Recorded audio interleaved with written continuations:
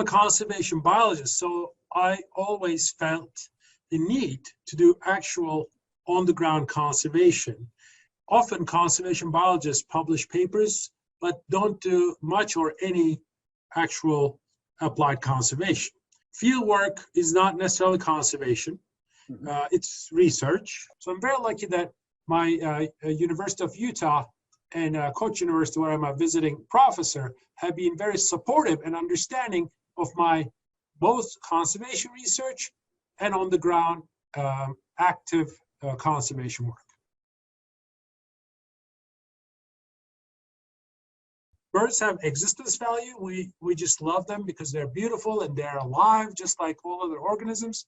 But they can also provide important ecosystem services. For example, in Dutch apple orchards, when you put nets to exclude birds, you have an increase in apple pests, and that has reduced apple yield by about 2/3, 65%. Wow. It's a huge loss to the apple farmers financially if you lose birds' pest control services.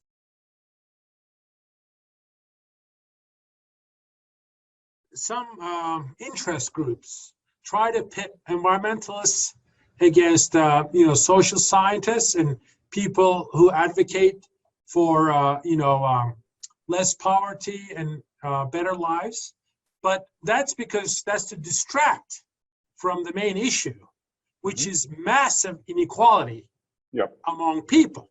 And so it's not people versus environment. It's basically the world's majority versus the exceedingly, unacceptably wealthy people who take up way more than their fair share of resources.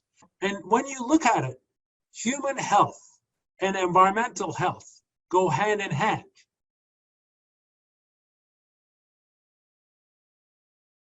The research goal was also important, but top priority was reaching as many people as possible.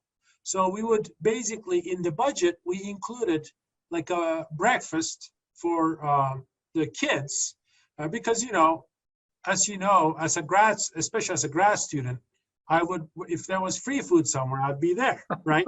So it doesn't matter if you're an Ethiopian primary student or a Stanford PhD student, free food increases attendance. So we included that in our budget.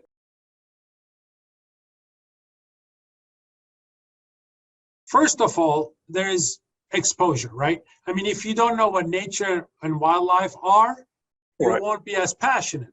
So getting people out there, like getting them into nature, could be hiking, bird watching, just walking.